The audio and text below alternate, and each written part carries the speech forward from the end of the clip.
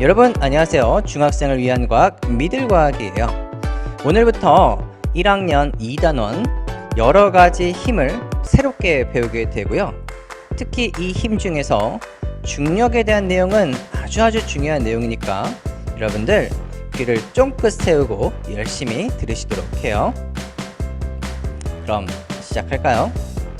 자, 이 단원의 제목이 여러가지 힘이니까 핵심이 되는 건 힘의 종류가 되겠지만 우선 이 힘이란 게 대체 뭐냐? 이것부터 짚고 넘어가기로 해요. 우선 힘의 기호를 알기 위해서 이 힘을 영어로 어떻게 하는지 알아보도록 할까요? 선생님이 많은 학생에게 힘이 영어로 뭐니? 하고 물어보면 90% 정도는 power 이렇게 대답을 하게 되죠.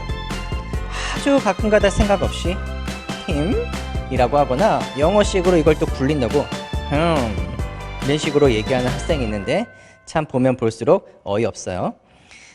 그리고 정말 가끔 가다가 아주 수줍게 헬스? 이렇게 얘기하는 학생이 있는데 네, 조금 정신 나간 수준인 것 같고요. 하여간에 이 파워라는 것은 조금 다른 의미를 갖고 있어요. 과학에서는 일률이라는 뜻을 갖고 있기 때문에 힘에서 파워를 쓰지는 않아요. 그러면 힘은 어떤 단어로 쓰냐면 force라는 단어를 쓰는 거죠.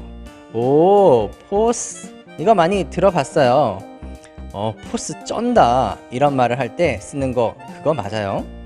여러분 이런 분이나 이런 분이 여러분을 노려보기만 해도 오줌을 지를 것 같죠? 이럴 때 오, force 있는데 이런 말을 쓰게 되잖아요. 혹은 영화에서 좀 더 직접적으로 May the force be with you. May the force be with you. May the Force be with you. The Force is with you, young Skywalker. May the force be with us. May the Force be with you. And may the Force be with us. 이렇게 force라는 말이 짧은 시간 안에 집중적으로 나오는 걸 들을 수 있죠. 참고로 이러한 force라는 것은 힘을 가진 집단인 군대를 가리킬 때도 쓰게 되는데 우리가 특히 공군을 에어포스라고 하고 미국 대통령이 타는 전용기인 미합중국 전용기를 우리는 에어포스 1, 즉 미국 공군 1호기라고 부르기도 하게 되는 거죠. 하여간 이 포스가 우리가 과학에서 쓰는 힘에 대한 용어고요. 이 앞글자인 F를 기호로 쓰게 되는 거예요. 우리가 기호를 배웠다면 이제 힘의 단위를 배워야 되는데 단위 얘기를 할 때마다 많은 학생들이 도대체 단위 왜 배워요? 이렇게 묻는 학생들이 있어요. 예를 들어서 길이를 생각을 한번 해볼게요. 만일에 여러분의 어떤 친구가 야 너네 집 얼마나 머냐? 이렇게 물어봤을 때 여러분이 다짜고짜 10 뭐? 10이라고 뭐? 이 XX야? 정말 깊은 빡침을 느끼겠죠. 이렇게 숫자만 이야기하게 되면 대체 그게 어느 정도인지 알 수가 없는 거예요. 그래서 10 뒤에 10m야 10km야 혹은 이 10cm야 네 죄송해요. 욕 아니에요. 10cm라는 뜻이에요. 네, 이렇게 숫자 뒤에 단위를 표현해서 이 숫자가 대체 어느 정도의 규모인지를 얘기를 해줘야 우리가 이해를 하게 되는 거죠. 힘의 단위 역시 우리가 어떤 특정한 문자를 쓰게 되는데 우리는 그것을 N이라고 쓰고 읽기로는 뉴턴이라고 읽게 돼요. 이 뉴턴이라는 단위는 여러분이 다음 시간에 배우게 되는 아이작 뉴턴에게서 따오게 된 거죠. 그러면 힘을 어떻게 표시하게 되는지 한번 볼까요? 종합격투기에서 우리가 힘을 아주 많이 쓰게 되는데 그 영상이에요. 지금 선수들이 열심히 때리기 시작하는데 이때 한 선수가 다른 선수를 때릴 때 힘이 작용하게 되죠. 힘에는 어떤 요소가 있을까요? 우선 이 힘의 크기가 있는데 지금 영상처럼 힘을 약하게 톡톡 주기도 하고 이렇게 세게 주기도 하죠. 자, 그리고 이 힘에는 지금 선생님이 표시한 것처럼 방향이 있어요.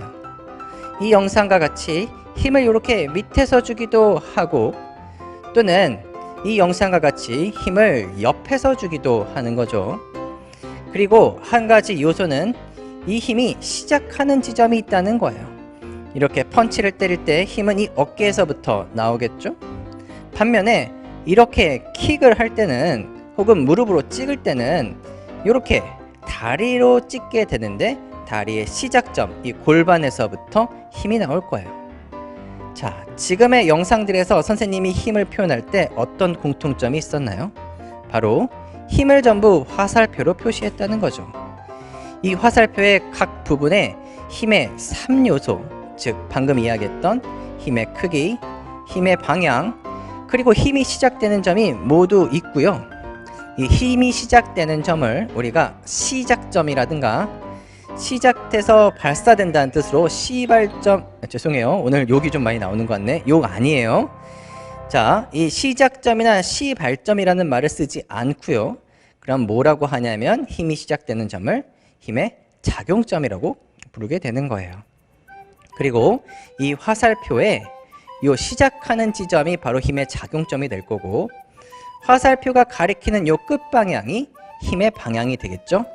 그리고 힘의 크기는 바로 이 화살표의 길이가 힘의 크기를 나타내는 거예요. 그럼 만일에 이와 같은 힘이 10N의 크기를 가지고 있을 때 요 밑에 있는 요 화살표는 몇 뉴턴일까요? 요 화살표의 길이가 10N보다 2배니까 이 힘의 크기는 20N이 되겠죠. 자, 그럼 이 시점에서 우리가 힘의 정의를 생각해 보도록 할까요? 물체의 운동과 모양의 변화를 일으키는 그 원인을 우리는 힘이라고 부르게 돼요. 즉, 어떤 물체가 운동, 즉 방향이나 속력이 변화하거나 그 물체의 모양이 변화하면 아, 힘이 작용했구나, 이렇게 생각을 하게 되는 거죠. 그럼 실제로 힘이 작용한 예들을 함께 살펴볼까요? 박수! 자, 당공이 부딪히면서 힘이 작용해서 방향이 꺾였죠. 이 경우에는 힘이 작용해서 운동, 특히 운동의 방향이 변하는 예가 되겠네요.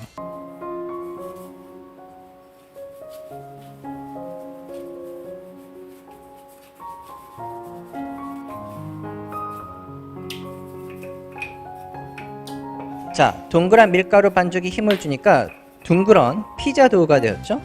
이 경우에는 힘이 작용해서 모양이 변하는 예인 거죠. 하지만 대부분의 힘은 물체의 운동과 모양을 동시에 변화시켜요. 예를 들어 축구 선수들이 공을 찰 때 공을 차는 순간 공의 모양은 선수들의 발에 의해 이렇게 찌그러지고 그 후에 날아가게 되는 거죠. 좀 더 극단적인 예를 살펴볼까요? 이 영상은 어떤 사람이 따기를 맞는 모습을 초고속 카메라로 찍은 건데요. 이 사람이 좀 불쌍해 보이기는 하지만 우리는 이 영상을 통해서 힘이 작용하니 고개가 돌아가기만 하는 게 아니라 얼굴의 모습이 심각하게 찌그러진다는 것을 리얼하게 볼 수 있네요. 이렇게 힘은 물체의 운동과 모양을 변화시키는 원인이라고 볼 수 있는 거죠. 자, 오늘의 내용은 여기까지고요. 오늘은 힘에 대한 아주 기본적이고 말랑말랑한 내용들만 다뤘는데 다음 시간에는 본격적으로 힘의 종류 중 가장 중요한 중력에 대해서 이야기해 볼까 해요. 여러분, 그럼 다음 시간에 봐요. 안녕.